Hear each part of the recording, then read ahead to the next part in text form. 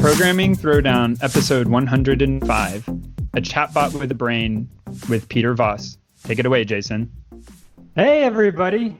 So, I think this is going to be an amazing episode. I think, a lot of people are amazed when they work with chatbots. So either you call them on the phone and you get that automatic response, or, even just, having putting a search query into Google in a way is a very kind of short form chat. And so this idea of like this human computer interaction is something that's really taken off. I mean, so many people have Alexa in their home, right? And so, I'm super excited about this area. And we have Peter Voss here, who's the founder and CEO of aigo.ai. And we're going to just dive really deep into this topic, how this actually works, cover, a lot of different sort of areas here. And so thank you so much for coming on the show, Peter. Yeah, thanks for having me. Cool. How are you surviving with COVID and everything else? Like, how are you dealing with the quarantine? It's actually worked surprisingly well for our company. We used to work in a very small office crammed together and do a lot of brainstorming.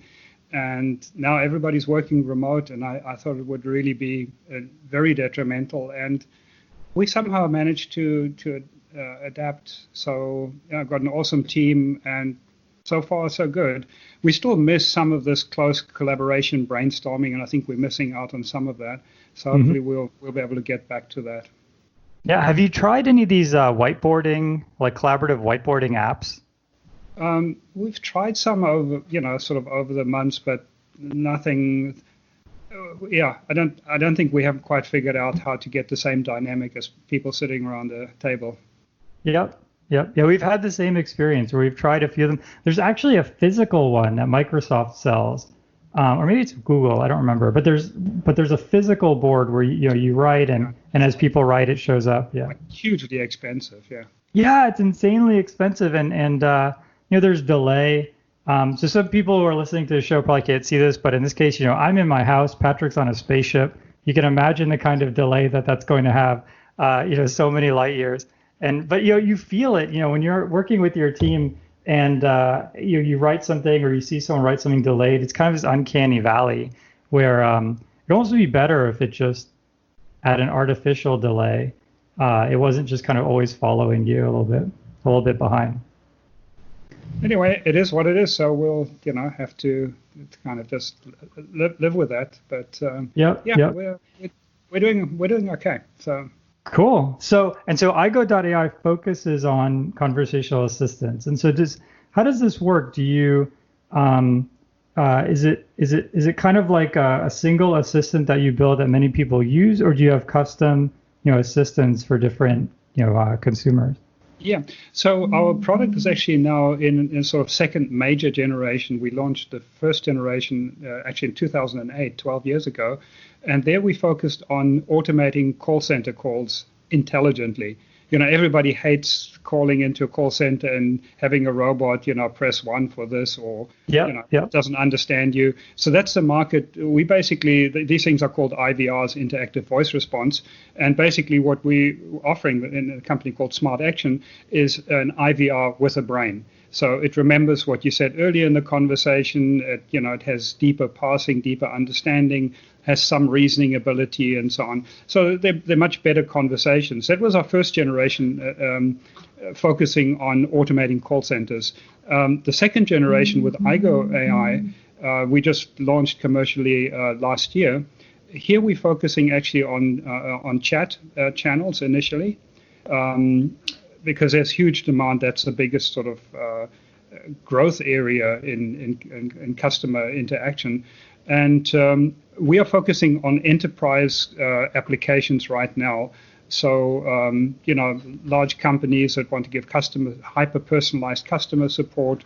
But we're also targeting things like a personal assistant for somebody who wants to manage their diabetes, for example. For coaching, we're working with a company that does VR coaching. and they basically need an intelligence engine to simulate the conversation that you're having. So there are many different applications, but right now our focus is on enterprise, working with large enterprise companies. Getting into consumer market, we'd obviously love to have our product available to the consumer, but it's just very hard to break into that market. It's very, very expensive, very risky. So we choosing to first do, commercial applications. Yeah, that makes sense. And so how I imagine this, and tell me if I missed the mark here, but so you go on, let's say Amazon. Actually, we did this the other day where we had to return something to Amazon, and it was a bit of a complicated return. And so they said, would you like to chat to, customer service representative?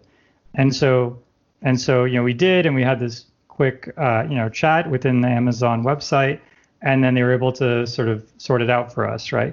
And so this is kind of the market where you say, someone says they're going to chat with a person on a website, but it's actually this bot. And then at some point, maybe it hands off to a person if it needs to. That's exactly it. And we're taking that whole experience to another level because the current chatbot technology just has severe limitations for doing things like that. And I think we'll talk at length about what those are and why they are. But yes, that's exactly the kind of applications we have. And moreover, we look for applications that are hyper-personalized to the individual. Now, what I mean by that is it's more likely that they actually repeat engagement so that you can also build on the loyalty of the customer, or it's like, as I said, diabetes management where you'd actually be using it every day. But it could also be, your bank or a company that Amazon would be a good example that you may be interacting with on a regular basis, and it gets to know you. And it's hyper-personalized to you as an individual, not as a statistic of a demographic group, but it remembers what conversations you've had and takes that into account. It uses that as context. What you said earlier, what you said last week, what kind of interactions you've had before, and that can be omni-channel as well. That our conversational AI can take into account other interactions you've had via email or other channels as well. Yeah, that totally makes sense. I mean, one thing that I was thinking about actually when we were having this chat with this either customer service representative or AI, we don't know because we probably failed that Turing test. But when we were having this chat, one thing that went through my mind was how when I was, let's say, early in university, I had tons of time, and so I wouldn't mind sort of kind of optimizing these kinds of things. Like, okay, let's figure out the best way to do this. Let's, we could do different things. We could try different things. Like send us one, and if it doesn't work, then we'll send it back. You said, and now, things are just so chaotic right now. There's just so many things going on. We have kids. We have all these other people sort of in the house, and so now it's like, just send me all three things, and we'll just pick the one that works. And so, like, time is much more important. And, and that's an example of where sort of the customer context really matters, because different people have different sort of states of mind when they might be doing the same thing, such as returning a product and trying to get another one. Yeah, absolutely. Context is so important. So even if you talk to a human, they wouldn't remember what other conversations you've had. They might look it up in their CRM, but normally there isn't time for them to do that. But with an intelligent assistant like we're providing, it's as if you had a dedicated support person on the other side that actually remembers the last conversation you had. And a good example there is, for example, telco companies where you might have problems with your cable or whatever. So you called yesterday and you had a problem, and then, suggested, well, try this, try moving the router and put it in a different position or whatever. So, next day you call in and then it can say, well, did that help? Mm-hmm. And you'll say, no, well, you've already I know you've already tried rebooting it, so we want to ask you to do that again, and so that's the kind of, it's even better than with a human because, aigo or whatever chatbot with a brain that you have will remember the conversations you've had and what you've done and what you've tried and what you've spoken about. And you will know what equipment you have, whether it's been is on the latest version, and it can do tests, automated tests. It can say, hey, let me test the line, and all of that can happen smoothly and efficiently. Whereas I know we've been working with companies like that, and usually these service calls take half an hour, take an hour with a human agent, and it's just like super frustrating, even resetting your password at a bank, it's like insane of what hoops you have to jump through, Yeah. We had something recently where, the short story was, we kept getting asked for different information, and we were in the car and we were kind of in a hurry. So we had some mixture of the information, but not all of it. And then that caused, some fraud thing to get triggered, which meant that then, they shut down the whole account, and then things got 100 times worse. It would have been much better to just know, you could even through the phone, you could know that, we were calling through the app, through the bank app. So the bank actually could know that we're in the car. They could look at the accelerometer on the phone and say, okay, maybe we shouldn't be asking for documents that this person just wouldn't have in their car right now. Right. So let's dive into that from a technical standpoint. This is a really complicated area. This is one of the most interesting areas for me personally, is this idea of knowledge representation, right? And so, what we've seen over the years are sort of two distinct approaches, both kind of evolving separately, in my opinion, separately, and people constantly trying to sort of harmonize them, but I haven't seen anything. And these two representations are, the symbolic representation. So imagine, expert systems like OpenPsych, what was it called? The knowledge graph at Google, DBpedia. So all of these sort of graphical structures for knowledge. And you can use statistical methods to sort of generate these structures, but at the end of the day, what you're left with is kind of this sort of structure or database, right? And then on the other end, you have this sort of embedding idea. So if you look at GPT-3 from OpenAI, if you look at BERT or any of these other models, you end up with just layers and layers and layers of embeddings.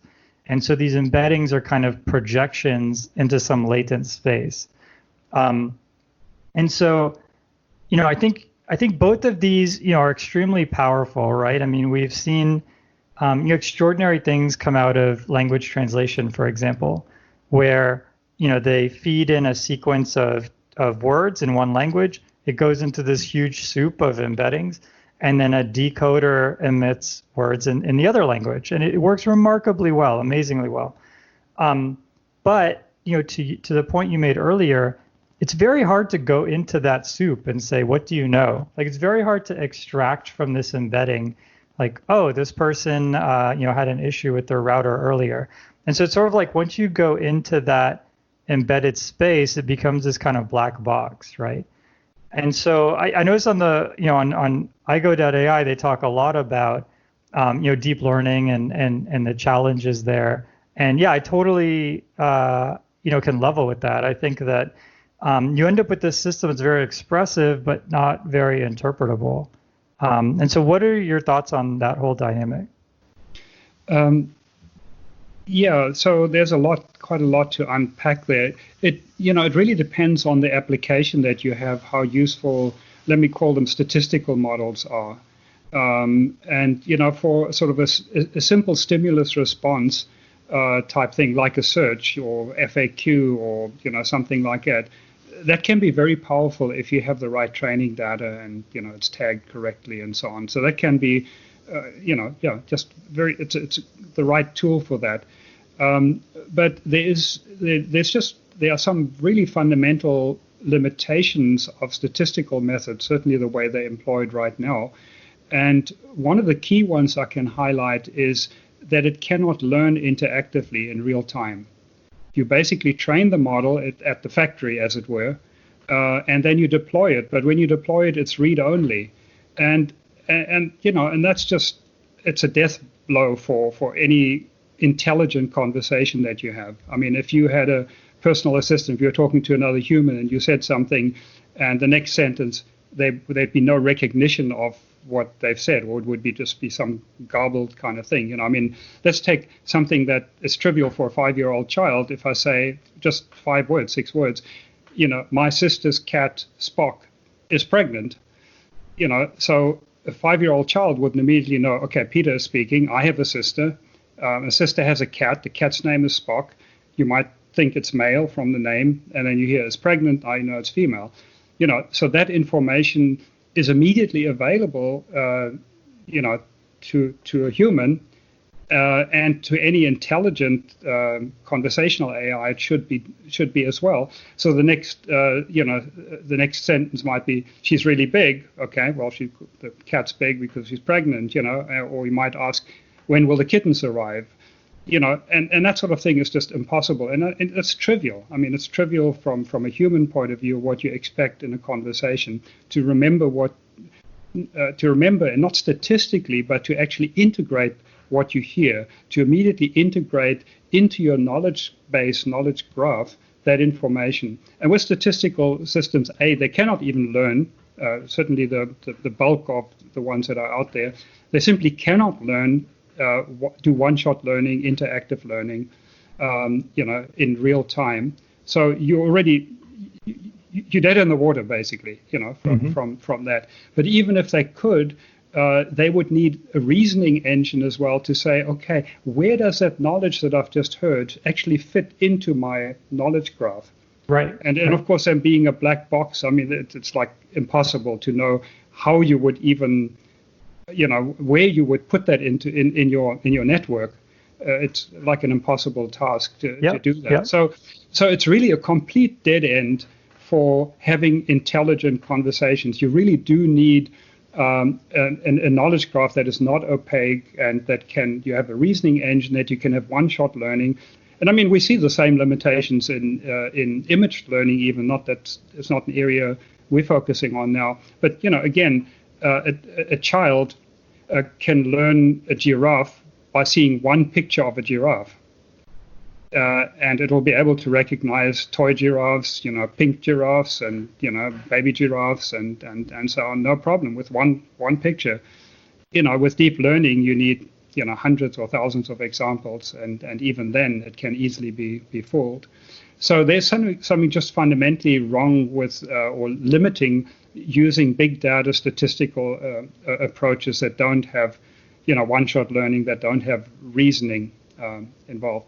Yeah, it makes sense. Just if I could interject for a moment, Sure. Explain to the audience what one-shot learning is. It's this idea where, imagine sort of a competition where you can bring, any machine learning model you want, and you could have done anything to this model. You could have trained it on every image in Google. You could do whatever you want, but the catch is when you go to this competition, they're going to show you, let's say, 5 pictures of animals and tell you what those animals are. And they're all going to be different, say giraffe, cat, mouse, dog, right? And then that's it. So you're going to have to disambiguate, a ton of giraffes, cats, mice, and dogs from each other just from seeing one example. And so I don't know too much about this area either. I'm not a computer vision person, but I did see some work from Fei Li at Stanford on this, one-shot or few-shot learning. And I think what they do is as I suggested earlier, they train this giant model that tries to understand sort of the core essence and structure of everything that could be seen in the universe. I mean, I don't really, it's hard to wrap my head around that, but they take this sort of soup approach, right? And again, I think it might work in terms of the one-shot learning for image might be doable, but then again, there's zero interpretability. Right. Yeah, and even you get zero-shot learning, which basically means you figure things out, you learn new things just by thinking about it, basically by cognitive processes, like sort of essentially inference. You have a number of pieces of information, and then from that you synthesize them, and you actually come up with some new piece of information. And that's also related to automatic concept formation, being able to see a few examples of something. I've never seen a trike before or something, and then you see something with 3 wheels, and you have just very few examples, and you can form this new concept. You may have seen bicycles before and cars and whatever, and you can form that concept very quickly. Somebody could even explain it to you that you've never seen one before. You've never seen a trike before. Somebody says, yeah, it's something like a bicycle or motorcycle, but it has 2 wheels at the back or at the front or whatever the case may be. So yeah. Now, of course, the other side of things, and actually, interestingly, DARPA a few years ago started giving some presentations that they talk about the third wave of AI. So that basically there are 3 waves of AI. And we find that quite a useful model. And the first wave of AI is what people call good old-fashioned AI, which is basically all the stuff that was done for decades in AI. That would include, Deep Blue, basically being the world champion chess game. It's basically, centered around expert system, formal logic, and things of that nature.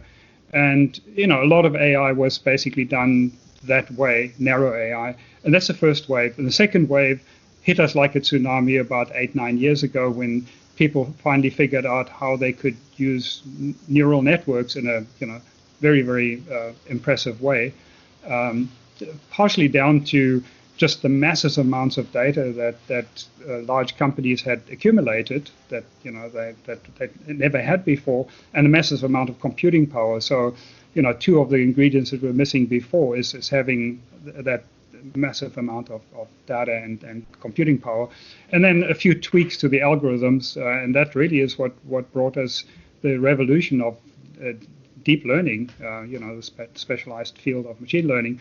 And that's been a real revolution, and that is the second wave of AI according to DARPA. But the third wave is basically what we would call cognitive architectures or cognitive. I can't call it cognitive computing because IBM stole that term and messed it up. Yeah, that's right. But it's basically having cognition. It's being able to learn and reason, which interestingly enough is sort of full circle going back to the original ideal of AI when the term was coined 60 odd years ago. That's what people were trying to build, is thinking machines that can think and learn and reason the way humans do. And that's sort of the third wave of AI that, DARPA identified these requirements that you can basically, learn interactively, use context, dynamic context as it changes, and learn and reason interactively. Yeah, I think one thing that'd be really useful is explaining the difference between, what you've just described and just online learning, right? So you could have a deep learning system that is, at serving time, it's batching serving requests up into mini batches, and there's some loss there, and so the model is updating in real time. But it sounds like that's not, that's not sufficient to cover the kind of adaptability you're talking about. No, I mean, the model updating in real time, I mean, it's really you're building a new model. There's obviously, whatever I say, whenever you talk about limitations of machine learning, deep learning, there are obviously examples where people are working on overcoming those limits. So, there's a paper here and an experimental system there and so on. So, you can't say it can't be done. Yes, there's probably some one-shot learning. But there really isn't truly incremental real-time learning. I don't know of any system that could do that because, you already called it as batching up. So you're already putting things into bucket. It becomes a statistical soup. My sister's cat Spock is going to get lost there, that's right. In that training model. And it has to happen not just in batches, but in real time. I mean, just the conversation we're having now, or any conversation you have, we may not remember everything that the other person said, but generally the conversation has a trajectory based on what was said, what we think, what the objective is, and so on. So the model needs to be updated instantaneously with everything that you hear. And if you can't make sense of it, so, if you, let's say my sister's cat Spock is pregnant and the child didn't know what pregnant was, the child might stop and say, what is that? because Yeah, right. it couldn't integrate that, So we have an example on our website, for example, where we have our own sort of version of Alexa, basically the brain behind it, and we say put guac on my shopping list, and then Aigo says, well, what is guac? I don't know what guac is, guac's the same as guacamole. So it's although the system needs to be smart enough to know what it doesn't know, and to then be able to automatically disambiguate, and not some hard-coded thing when you say, call Bob, and it says, do you mean Bob this, Bob that, from your list, because somebody hard-coded it. But it needs to be an inherent cognitive capability that when the system gets input and it doesn't know how to interpret that, it basically doesn't understand it, or there's an ambiguity, it needs to deal with it there and then. Like we have to in a conversation. If you have an important conversation, I mean, sometimes we'll gloss over it and we don't understand what the person's saying. Well, okay, fine, we'll move on. But Yeah, if you really wanted to, have a useful conversation, you better understand what the person actually says and what they mean. And if it's ambiguous or you don't understand the term, you really need to sort that out there and then. So in that sense, the good old-fashioned approach of having a knowledge graph, an ontology that gets updated, having a reasoning engine, sort of cognitive architectures are in that sense the right approach. But of course, we also know the limitations of good old-fashioned AI, of expert systems. And that's really why we need a third wave. It's the brittleness primarily of formal logic that's really the killer there. Yeah, that makes sense. So there's a lot to unpack there. I think, actually, well, let's kind of work backwards. So the last thing you said, the brittleness, I think that, that seems to be one of the big issues is with the statistical models, what you get is sort of this integration over millions of different experiences or millions of different documents. So if you imagine, so just some context, the way Google image search at least used to work is they would look at images and they would look at words on the same web page, and they would say these things are weakly connected. And if you have enough web pages, that weak connection can get stronger and stronger. And so, you might have a dog on a page about cats, or just some random page about astronauts or something. But chances are you have a lot more dogs on pages where you have the word dog and the word canine and things like that. And so versus, in the expert systems, at least the first wave, let's say expert systems, they were brittle in the sense that they couldn't, at least, in my opinion, they couldn't handle mixtures very well, because a combination of it causes this combinatoric explosion in the different possibilities, and also because there's a lot of sort of human in the loop.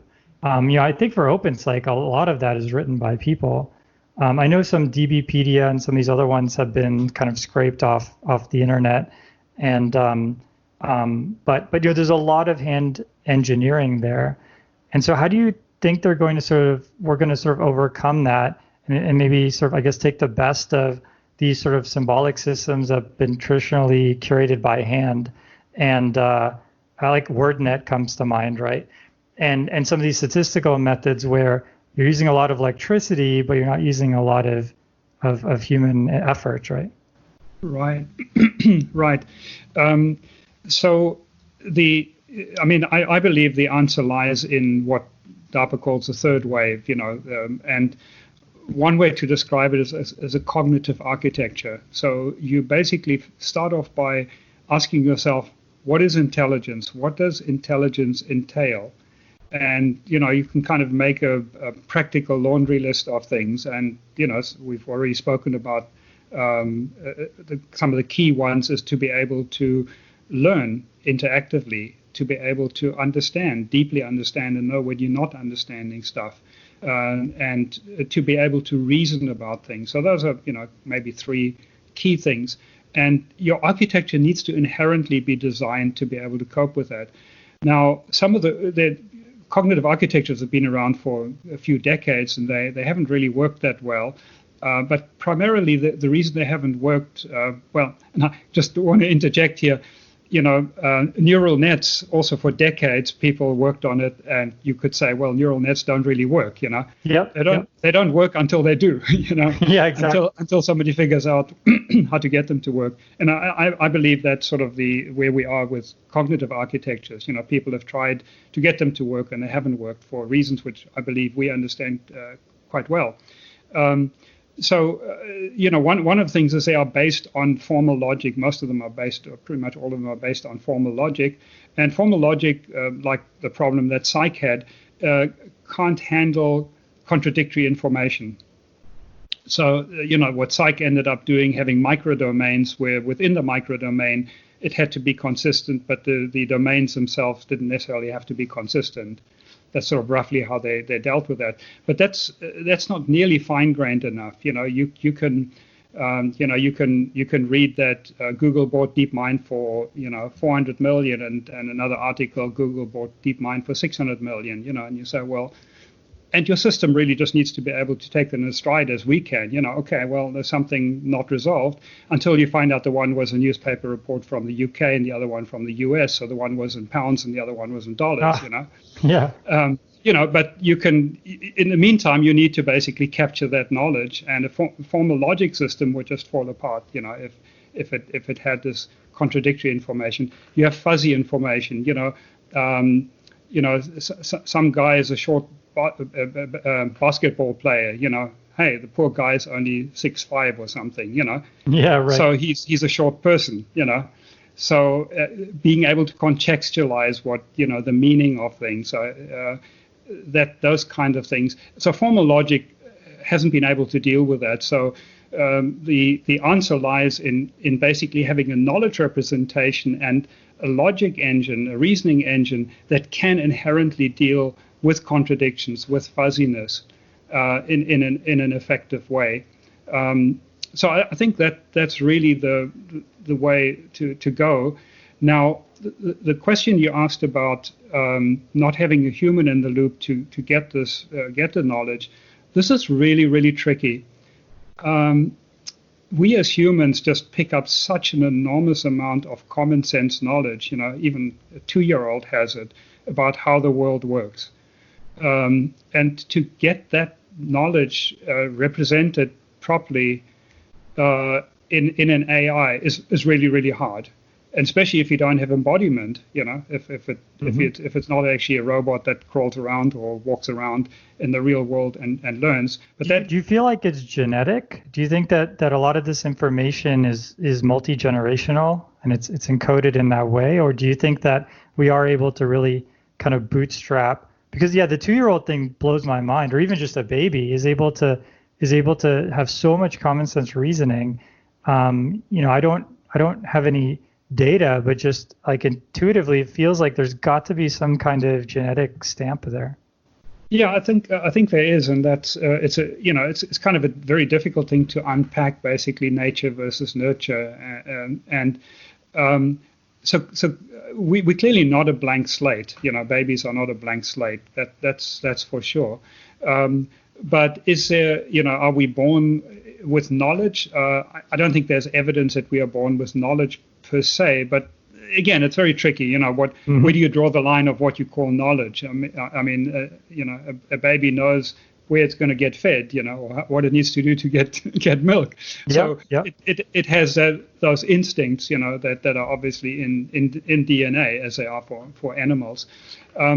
But I think the biggest part is, so yes, there are some built-in instincts that allow us to survive and bootstrap ourselves.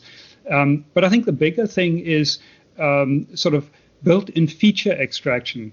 And I think the very good example, a very obvious example there is, in our visual system, that we basically clearly have feature extraction for, lines, for vertical or horizontal lines. If we didn't have that, we'd have a much, much harder time being able to, recognize objects and to basically to get our visual system to be effective. I'm not an expert on what all the feature extractors are. But clearly there is, there are hard-coded feature extraction that helps to get us going. So from an AI point of view, to get back to that, it'll be a combination of having to kind of hard code, preload the system with enough information to bootstrap itself. And that's kind of one of the things we're doing in our company. I've been working on the project now for more than 20 years. And, the approach we use, we call artificial general intelligence as opposed to narrow AI. I actually coined the term AGI together with two other people in 2001 to make that distinction that narrow AI is really not what we're after. Narrow AI, you take the intelligence that the human has. We were talking about human in the loop. You take the intelligence that the human has, and you're turning that into code, or you take the intelligence, the insights that the human has to help you build a model that you can then deploy. But it's really the human intelligence that's being turned into code or model. The intelligence doesn't reside in the code or in the model to, at least not to a significant extent. So artificial general intelligence is all about building systems that can learn more and more by themselves. But you need a certain level of bootstrapping that basically the system can hit the books, as it were, and hit Wikipedia and actually have enough of background understanding to make sense of what it's actually reading, Yeah, I mean, I think in the in the deep reinforcement learning, or let's say reinforcement learning community, there's world building models, there's sim to real, right? So in this case, there's examples where you say, given the current state of, let's say, my robot, I'm going to predict if I take this action what the next state's going to look like. And so I'm going to build this state-to-state function, right? And then there's even embed to control, where I'm going to say, okay, the state is kind of difficult to output because maybe it's some sparse state, maybe it's a graph or something like that. I'm going to embed this state in this latent space. And in this latent space, I can have simulators, I can hallucinate in this latent space, all these alternatives, right? And so people are trying to do that, that sort of sim to real idea. But again, it's this soup, right? I mean, what you're left with is this really odd, embedding of, let's say, Pac-Man and the Pac-Man universe, and it's completely uninterpretable. And it's whether it adapts or not is unknown. I mean, you can't know that in advance, and you can't extract, a knowledge graph or anything meaningful from it. At least not directly, right? And so, yeah, I guess, how does the cognitive architecture allow you to sort of build upon, allow it to be sort of aglometric and continue to build on itself? Right. Without falling back to this embedding soup thing. Right. So the sort of the key, one of the insights that I got from philosophy, epistemology, theory of knowledge, that is really crucial in understanding, trying to figure out how to build the systems, is the importance of concepts. And that is basically how your knowledge is represented. So deep learning, machine learning systems basically optimize on whatever features they can use, minimal features they can use to categorize something. So, if orange pixels are the thing to categorize it, then so be it. But it may be that all your examples were orange things, and when you come across the green There's thing. the famous Army tank example, right? The Army built a model for this to detect Russian versus U.S. tanks. When they took pictures of the Russian tanks, it was at night. And so the model ended up being a nighttime predictor instead of a Russian tank predictor. Exactly. That's right. Whereas humans, we extract what are the essential features in a contextual basis, and what we want to form the concept for. And yes, in your example of the tank, yes, the fact that it's day or night is totally irrelevant.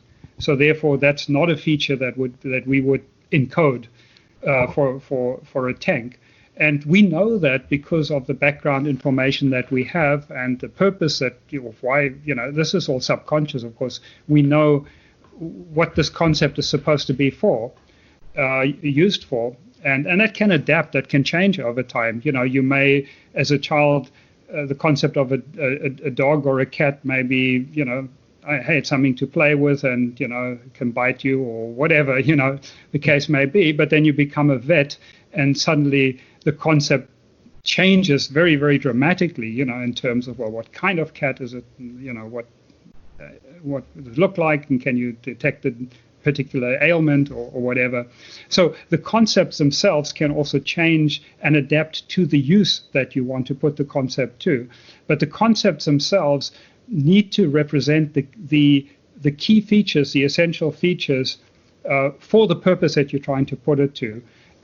But in addition to it, you also embedded in that, you have the concrete examples. So you can fall back on the concrete examples. When for example, we don't have photographic memory, but certain things we do remember well. So, if that first picture of a giraffe really made a big impact on a child, then it can probably recall that picture. It'll still have the example, and yet at the same time, it'll have a representation of a giraffe that has extracted the essential features. The long neck, the long legs. That's the essential feature that makes it obviously different from other animals. It's an animal, but what is different? One elephant with a big trunk and big ears. Those are really the key features. Yeah, that makes sense. And so the way you figure out it's the frame problem, right? So you look at a giraffe and there's a million things you could say about this giraffe, but until you look at a bunch of other animals, it's hard to know what separates this giraffe from the other animals. Like if you're in the savannah, you might start by saying, oh, well, giraffes are yellow, but then you find that lions are more or less yellow, or I guess brown. And tigers or not tigers, lionesses are brown, maybe warthogs are brown. And so, okay, maybe you say, okay, color is maybe not the defining characteristic of the giraffe, right? And so how I imagine this, and I'm definitely not an expert in the cognitive architecture, although I want to be after hearing the talk so far. It sounds really exciting, but it sounds like you have this sort of this like quantum superposition of all of these things that could be interesting. And over time, you're having to sort of refine that and continue to update that. Yeah, exactly. I wouldn't put it anywhere as mysterious as, quantum phenomena. Okay, yeah, right. But absolutely, you can basically, as you see, also, one of the other problems with deep learning statistical systems is they throw away the examples. The instances are not encoded. So whereas in a cognitive architecture, it's cheap and easy, with memory to actually you have a photographic memory and remember the original sentence that you heard the utterance in, or the sentences that you heard. So you have the original instance, or with images, you have the original image. So you could then retrospectively refine or redefine what the essential features are. You might, as you say, the giraffe might be the first yellow animal you see, and so you think maybe yellow is like really key. But as you see other animals, no, that yellow is not a distinguishing feature. And then you see toy animals, which could be purple, or purple unicorns or whatever, or pink unicorns, right. Pink elephants. You say, well, yeah, actually, you have that sub-concept of, anyway, you have that overlapping concept of toys, which, automatically have some different kind of weird features that can modify the other features. They can be a completely different size, they're much smaller, they're soft, they don't bite you, and they can be a weird color, Mm-hmm.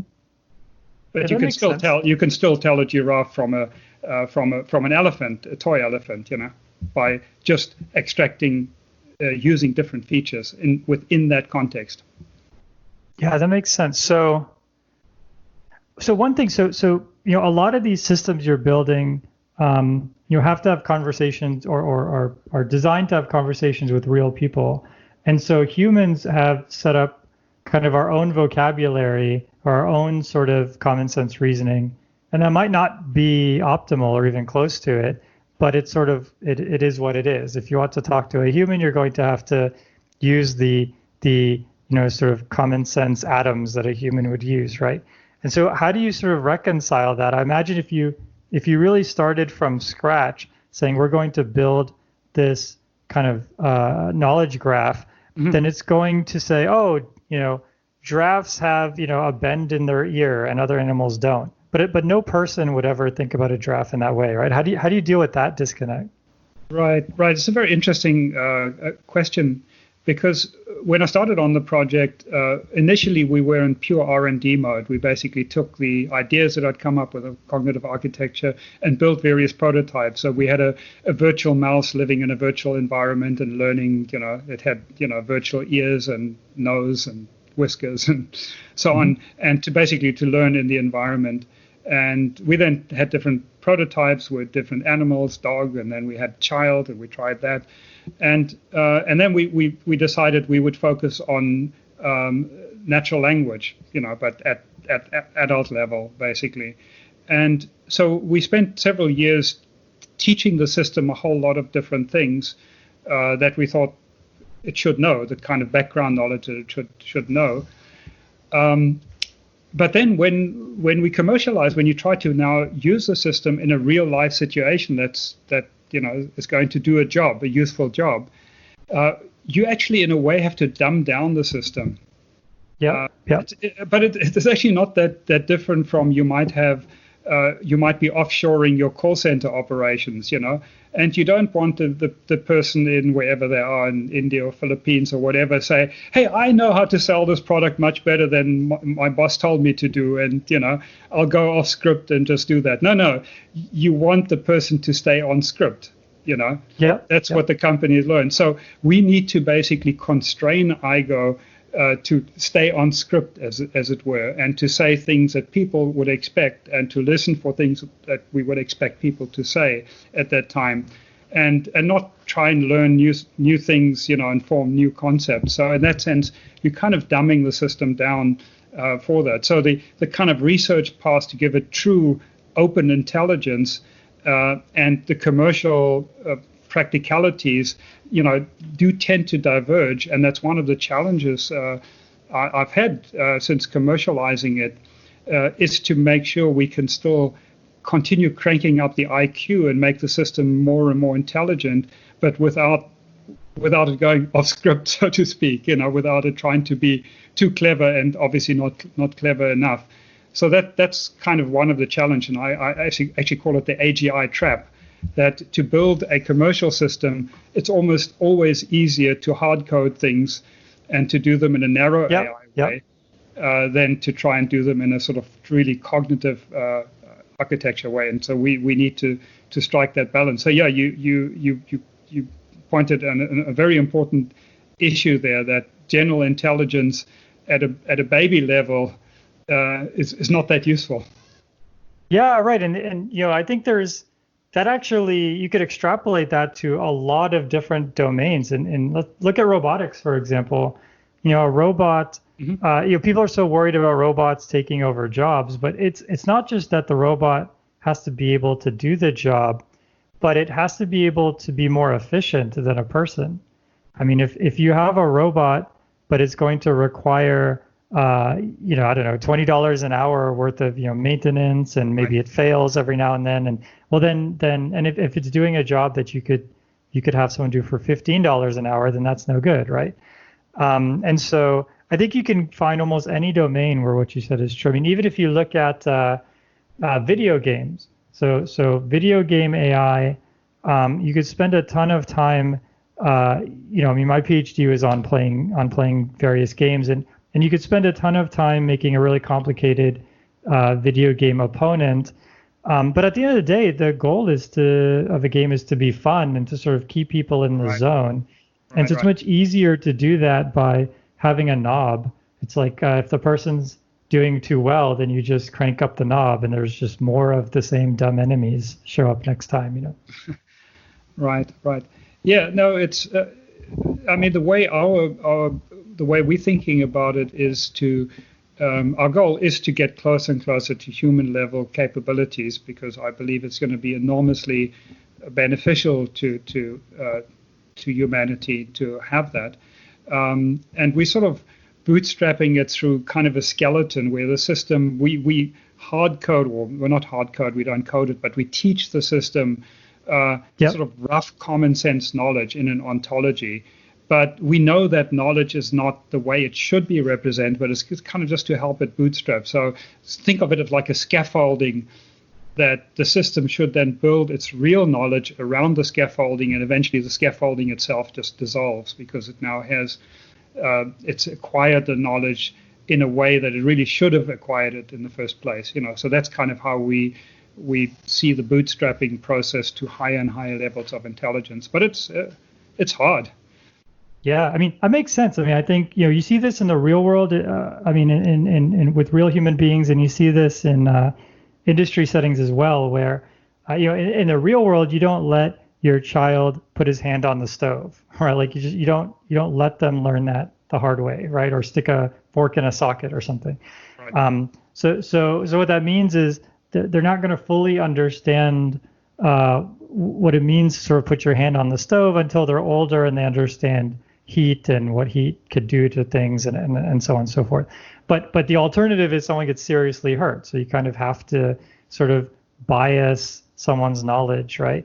And what you see in industry sort of decision-making systems is something similar where, like, for example, if you were to build a system to decide how many ads to show on a Google landing page, right?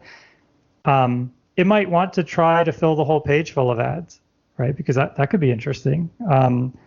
But that would kind of hurt your brand, right? And so you kind of have to start with, something that's very focused, very guided, and then allow kind of a little bit of creativity. And then, as you said, eventually, as the system starts to learn and reason, especially starts to reason counterfactually and starts to be able to understand, if I filled the page full of ads, no one would come back, right? If it can reason that from limited set of experiences, then you can sort of, take the training wheels off. Right. Yeah, absolutely. Those guardrails need to be there. But it's having an architecture, having an approach that inherently allows you to increase the level of intelligence and to, that has the features that are needed for intelligence. Yeah. So one last sort of technical question, and we should definitely jump into aigo as a company, as a product, and as a place to work. So, how do you sort of? It sounds like the cognitive architecture it's an evolution, but it's also kind of a unification of the past, right? You have these knowledge graphs, these sort of symbolic systems. You have the sort of primordial embedding soups, and this is sort of taking kind of the best of all of that, where you're using statistics and reasoning and things that you've observed to sort of have this living knowledge graph. And then the part that I wasn't totally clear about yet is, are you also then using the expert systems approach, like using search and IR methods on that graph that you're updating in real time? Is that part of it? Yeah, I mean, from a practical point of view, and there could be, other people may have a sort of what should I call it?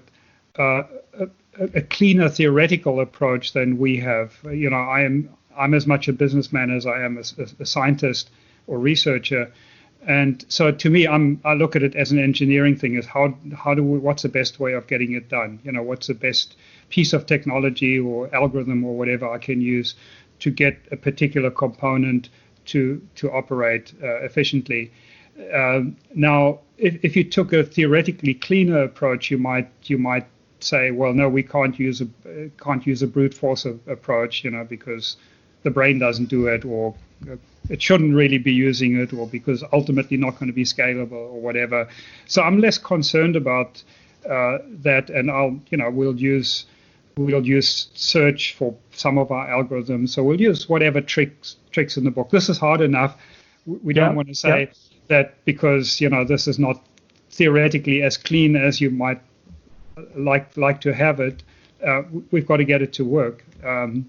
So we'll use whatever we need. But the core foundation that we found is really having a knowledge graph and having the right knowledge representation that has the flexibility to deal with contradictions and with fuzziness, with and context and so on. And that knowledge graph has to be super high performance. I'll talk a little bit about why cognitive architectures haven't worked up to now. And I can mention 3 reasons for it. One of them is the brittleness of good old-fashioned AI, of formal logic. Most of them tried to get away with formal logic, and they just hit a wall on that. The second thing that we're finding, we've spoken to quite a few labs that are trying to do conversational AI and to use knowledge graphs interactively in the conversation, to basically get context and to update the knowledge graph and to basically use it interactively in real time. And they found they hit severe performance issues. So we developed a knowledge graph technology that's 2 orders of magnitude faster than any commercially available graph database, 100 times faster. Wow. And that makes all the difference. That basically, where you could have a sub-second response to something that somebody says, versus having a 500 50-second response, a minute response, which clearly is unacceptable. Because we might hit that knowledge graph hundreds of times or thousands of times while we're trying to make sense of an utterance. So those are 2 reasons that the performance of the knowledge graph and not being constrained by formal logic approaches, those are 2 reasons. But the third one is actually more an accident of history, and that is that nobody's working on cognitive architectures. And why is that? Well, primarily because deep learning has been so incredibly successful in so many areas. So it's sucked all of the oxygen out of the air. I remember when I was studying deep learning, it was in the deep learning winter. So I got my PhD in 2009, and you actually couldn't publish a paper in deep learning. You couldn't submit a deep learning paper to NIPS. They would reject it. It'd have to be truly remarkable to get into NIPS. Wow. And now all of NIPS, is just neural networks applied to everything. And to your point, I think that's the goal of an academic, or in this case, like a company that's really forward thinking, is to do that thing that nobody else is doing. So I think that's pretty cool. Yeah, and we had, as a concrete example, we had a brilliant intern from Germany working on our project quite a few years ago, and he really got the cognitive architecture concept, and he had, and understood the thing. He was with us for a year, went back to Germany to do his PhD on that. He couldn't get a sponsor. He ended up doing a PhD in deep learning. Yeah. You want to earn the big bucks. You want to get your paper published. You want to, get a PhD. You want to get funding for your company. Deep learning is the only game in town. So all of the big decision makers at the big companies and the VC firms and that, they're obviously all deep learning. That's the only game in town. So that's actually, quite frankly, one of the big reasons I believe that cognitive architectures haven't made much more progress. And I've just been blinkered. I spent 5 years doing my own research before I started on this project to really deeply understand what intelligence entails. How does our intelligence differ from animals? How do children learn? What do IQ tests measure? Are they meaningful? I studied epistemology, theory of knowledge, and even what is reality?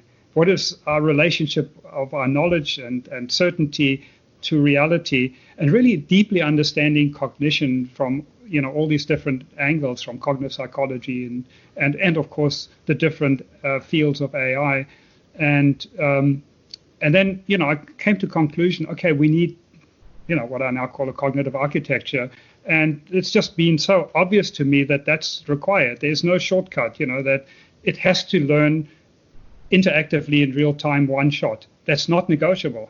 Mm-hmm. Yeah. And if you're working on any system, if you're not solving that problem, you're not going to get an intelligent system. It's as simple as that, So sort of a generally intelligent system, and a few other things like that. And this is why I've been blinkered working on this with limited budget, I was fortunate enough to have a good commercial success with a software company I formed, did an IPO on that. So that gave me enough time and money when I exited that company to actually embark on this project. And I've been able to fund it, with about a dozen people doing research. And then we commercialized the first generation. And now for the last 6 years, we've been working on the second generation on aigo.ai. And but it's you really have to be certain that this is the path. Like some of the pioneers of deep learning were sure that deep learning or neural nets of some sort were really, really powerful and useful eventually, and they turned out to be right. Yeah, I mean, one of the things I've been talking a lot about at work for years, and we haven't really been able to make progress, is this idea of, if you have an embedding, recovering like an English explanation of that embedding. So imagine if you have an embedding of all of a person's activity on Amazon, could you write a bio about that person, right? Like, could you just take that embedding and output, emit a bio, this is Bob loves soccer products, and Bob buys things in the evening, right? And again, of course, you could do it with a lot of human engineering, but the thought experiment here is could we just organically go backwards? Like, you can clearly, there are encoders that can clearly embed English and translate it into French. We've seen that. But could you do more? Could you encode experiences and translate them into English, right? And I think that is something that's proving to be extremely difficult. And I think what we're starting to realize is, maybe something you've realized for a long time, which is that, symbolic representations, they're not things that can be just emitted from embeddings, and these are things that have to kind of work together in harmony. Yeah, well, I mean, the example you're giving is actually a very, very powerful one. Is could you do it? And I think the way statistical systems are set up, I mean, even the fact that they're statistical immediately negates that possibility, because you are trying to average out over many instances of what is the average thing that happens. So you have to lose the original instance information. So therefore you couldn't reconstruct it. You could only reconstruct the average. And one of the huge failures of or limitations, I shouldn't call it failure because they're not trying to do that, but limitations is you can't deal with the outliers. If my profile says, my personal profile of what I buy or what I do, what my activity, let's just for argument's say it has a 99% confidence that I would be interested in cricket. I lived in South Africa for oh, okay. Well, there you go. or whatever. I drink tea. I love tea. So whatever my profile. Let's just for argument's sake. But I don't care for cricket at all. But my profile would suggest that a statistical system can simply not deal with that. Right. I mean, all of them require regularization to perform. I mean, that was one of the big, one of the hallmarks of deep learning was dropout and was exactly. Batch norm and ways to eliminate outliers. Right. It's their strengths, but therefore you can then never deal with these outliers of people that are that don't fit the statistic. And this is also one of the reasons why it can inherently not work in an ongoing conversation. I mean, apart from the sort of example I gave that you have to learn in real time, but even putting that apart, setting that apart, if you have a lot of sort of the normal kind of conversation, if a statistical system has an 85% accuracy or something, on what response to give, well, if you have a conversation and you 3 or 4 or 5 sentences into the conversation, you multiply the 85%. You're down to gobbledygook, basically. Yep.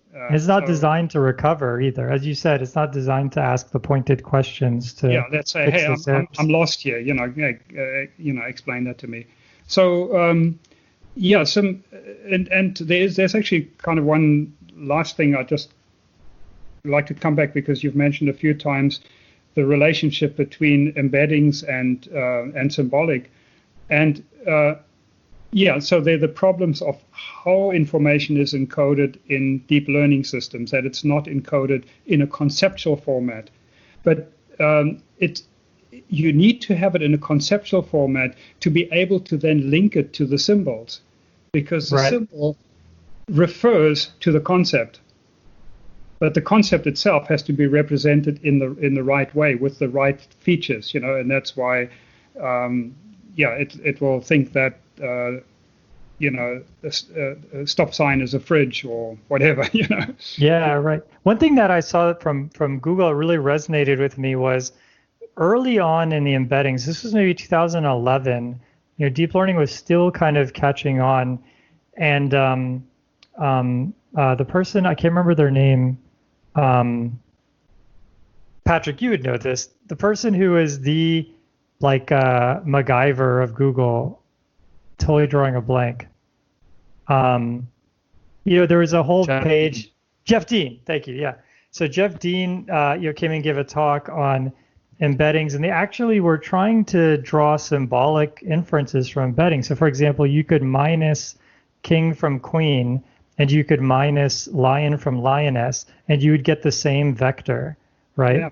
And that seems so powerful, but in a way, now in hindsight, we have 10 years of hindsight, that was quite the red herring, wasn't it? Because it really suggested that you had the symbols there, you just had to do some algebra to get them.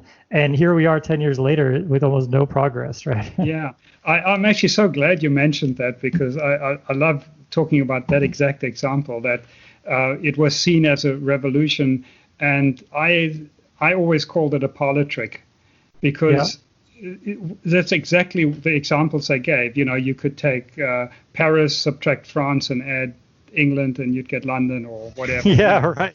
But when this first came out, we actually tried to use, this is word to vector basically. Right. Word to vec. We actually tried to use it in our system to see, would it help us bootstrap the system? And we very, very quickly found out that it actually wasn't. Not only wasn't it useful, it was actually counterproductive. And I can give you a simple counter example that in vector space, cats and dogs are much closer together than dog and puppy. Yeah, probably because in text you'll find cats and dogs mentioned, and not dogs and puppies, usually in the same sentence. And you very quickly find those kind of limitations. So even it's as I say, it's sort of just a parlor trick. That's wow, yeah. It seemed amazing. You hit another point, which substitution is devastating to embeddings, because if one word could be substituted for another, you'll rarely see them together, and then that drives them apart, but they're actually the same exact concept. Right. Yeah, but interesting times we live in, So. Yeah, I mean, this is super cool. I mean, I definitely, what you said really resonated with me, having been a big proponent of multi-layer perceptrons back when they weren't popular, and I do think that this we do need a stepwise advance. I think we're starting to hit the limit. I mean, GPT-3 is so many gigabytes, right? Every time I see models get really large, it's a sign that we're starting to run out of low-hanging fruit. And so I'm really excited to see. Yeah, I'll definitely be doing a bunch of reading on this. And I think you have a bunch of posts on Medium with some really good content. So what we'll do is we'll put that in the show notes so that folks can read more about this area. Great. Yeah, that'll be good. And welcome any questions, feedback on that. I have quite a few articles on medium.com, including risks of AI and ethics and so on. Cool. So tell us a little bit about the company. So you told us it was founded, I think you said 20 years ago, or my first R&D company was in 2001 that I founded first R&D company. We then launched our first generation commercial product in 2008, a company called Smart Action. Smart Action is now about 100 people or so. And providing an IVR with a brain. But I found that the commercial pressures of providing a SaaS service reliably, with security and redundancy and performance and integration and all of that. That kind of sucked up all of the time and energy. And we really didn't spend any more time on cranking up the IQ because that wasn't sort of the bottleneck in the company. So I exited that company 7 years ago and started aigo.ai so that I could concentrate again on cranking up the IQ. So I hired a new team, 12 people. Have an awesome team now, and we basically for 5-6 years we were just in development mode, not in R&D mode because we'd already done the research, but we knew what needed to be done to basically make the system more intelligent, more capable. And then about a year or so ago, I got to a point where we said, okay, we're now ready to commercialize the second generation. And that's basically what aigo.ai. And we just launched late last year officially. And we're now fully in commercial mode. We 16 people right now. We actually aggressively hiring right now. So we hope to be hundreds of people in not too distant future. Cool. So where's the company located? We're in Los Angeles. Okay, cool. Yeah. And we're exciting times. So it's while I said earlier, the commercial thing sort of pushes you in a different direction from just focusing on artificial general intelligence, IQ. And so working very hard to balance that.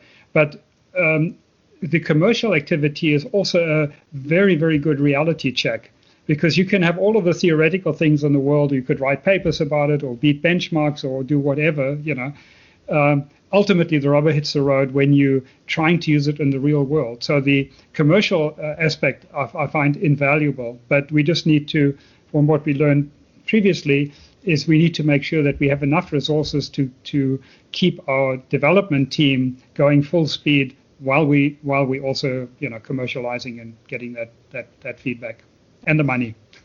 Yeah. Oh yeah, totally. Yeah.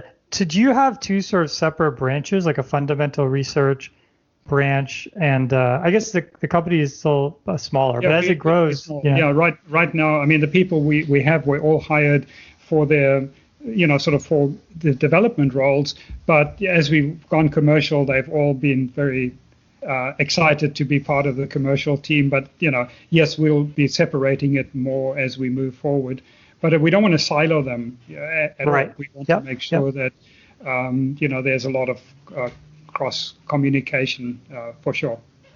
Yeah. One of the biggest follies I've seen in research labs is where the communication only goes one way. So the idea is you have this fundamental research team, and they're going to write papers, and they're going to email the papers over to the applied. Yahoo is like this. So there's Yahoo Research. They would send the paper to Yahoo Labs, who would then try to fit it into different products. But then no communication went the other way, and so that actually hurt the research team more than anybody because they were just operating kind of in the dark. Yeah, in a vacuum. Yeah. So we're in a fortunate position that, I'm, as I said, as much of a businessman as I am a cognitive scientist or AI scientist. So I'm really super excited about both aspects. And, so being able to guide that from the top, that to make sure they don't get siloed is will definitely help us. Yeah, totally. So so if there's folks right now, in university, are you hiring? What kind of roles in general are you looking for? Do you have internships? Yeah, so we have had interns in the past as well, so potentially. Of course, it's a little tricky right now because doing interns without physical presence is hard. So we don't know yet how that's going to pan out. But the interesting thing in our company is which is very unusual. 70% of our staff are what I call AI psychologists. It's actually a profession I invented. But they're basically either linguists. They either have linguistics training or cognitive psychology training. They're not programmers. And this is again because in our cognitive architecture, a lot of the work is being done through training aigo, not programming aigo. So, giving it a curriculum, building the ontologies, teaching, and having tasks. And then 1/3 is basically engineering, where we do the actual coding and integration and so on. Yeah, that makes sense. Yeah, and typically, I actually prefer to and this is a generalization. It's not not sure. That's what I do. Is I generally actually prefer people who don't have a lot of AI experience, because otherwise there's too much to unlearn. Yeah, right. Yep. Yeah, everything will be framed around, how do what's the loss function? What's the embedding? I mean, you just get asked that every day. Yeah, exactly. So we're really just looking for people that are smart and motivated and that are particularly excited and working on this kind of project, that don't want to work on some ad optimization algorithm or whatever, or Uber for dog food or whatever. Yeah, Uber for dog. So I think the so can you kind of walk through what the job? I mean, actually, what you said really resonates with me. This idea of training the AI. So someone who, I mean, clearly there's different roles. There's DevOps. There's people who are optimizing the database, and so those roles are pretty well defined. I think most people who've been following the show know what that's going to be like. But tell me more about the training. I mean, so this AI psychologist, you said? Yeah, AI psychologist. Yeah. So what is that person? What is a day like? A typical day like for that person? Yeah. So there are quite a lot of different sort of specialities within that, but they all kind of revolve around analyzing different kinds of conversational scenarios. So, I mean, on the commercial side, before we were commercial, we would make up our own scenarios, like, my sister's cat Spock is pregnant, and being able to understand that. Now it's more like, I'd like to change the delivery address on my order, that. Yeah. Or I'm having trouble with my internet service. So it's basically being able to parse the sentences that we get, and to be able to parse them deeply, to handle disambiguation, to handle ambiguities, hopefully automatically through context, basically saying, okay, here's something ambiguous, but do I have the context that can disambiguate that? And then basically, does the system already have the knowledge and the algorithms to do the disambiguation effectively? And that disambiguation could also be done through reasoning. It could be, send an email to Bob. Now you might say, okay, I know 2 different Bobs. The context may not tell me, but there may be other things that you can reason about, say, well, it can't possibly be that Bob because whatever, he died. Yeah, whatever, right. Yeah. So there could be reasoning or context or something. So disambiguation, deep understanding. One of my articles is understanding. There's actually, it's a very interesting topic, just what understanding entails. So a lot of the work we do is in deep understanding of what the person is saying, but then on the other action side of things is, okay, how do you respond to it? There's natural language generation, and or doing certain skills, doing certain tasks, which may entail subtasks. Does the system know how to do those subtasks? Do we need to teach it? Does it need to gather more information to do it? So, for example, if you say, I want to change the delivery address on my order, well, then it can do that task, but only if it knows what the new delivery address is. So it automatically, without us having to program it, it should know that here, there's a piece of information that's missing to do this task. I need to ask, well, what would you like to change the address to? So it's basically working through that and making sure that aigo has the right knowledge, and then highlighting fundamental cognitive deficiencies, where we say, hey, aigo should already be able to figure that out itself. But the cognitive mechanisms aren't strong enough, and then we sit down and figure out, okay, how can we make it smarter, so that next time we don't even have to teach it that. It can basically already figure it out itself or ask for the information. So that's kind of the iterative process. And yeah, it's super interesting stuff. Yeah, that makes sense. I mean, a lot of what you said reminded me of active learning, right? Where you're kind of looking for, and I guess I'm doing the thing that I shouldn't be doing. I'm going back to loss functions and all of that. But it's sort of like you sort of look for things that are on the hyperplane, or in this case, you look for things where the system's entirely ambiguous, and you try to sort of tease apart those examples explicitly. Right. Exactly. Yeah. Cool. Wow, that's totally wild. So the team right now is kind of centralized in this office in LA, and is there any plans to grow? So if someone is, are all the positions you're hiring for in LA, or are there any remote opportunities? Yeah, right now there are. We haven't yet figured out how to effectively interact and manage remote people, but I'm sure we will. We just need a bit more management structure and so on. So yeah, right now we have everyone in Los Angeles. Cool. But that'll change hopefully in the near future. Yeah, that makes sense. Cool. And so if people have questions or they want to write you about different, career. I'm sure there's a careers page on aigo.ai, so people check that out first. But if they have anything they wanted to chat to you about, how can they reach you? Yeah, medium.com they can always respond there. But I'm also easy to find on Facebook. I'm on Twitter. Peter Voss. I think you'll be able to find me quite easily. Cool. Great. Thank you so much. This was an absolutely fascinating talk. I definitely have a lot of research to do, and I'm sure the listeners out there have a lot to do. There's a lot to unpack, but we have a really motivated community, and so I think that I think you really kickstarted them into the next year. So I appreciate it. Great. Well, this was fun. I enjoyed the conversation.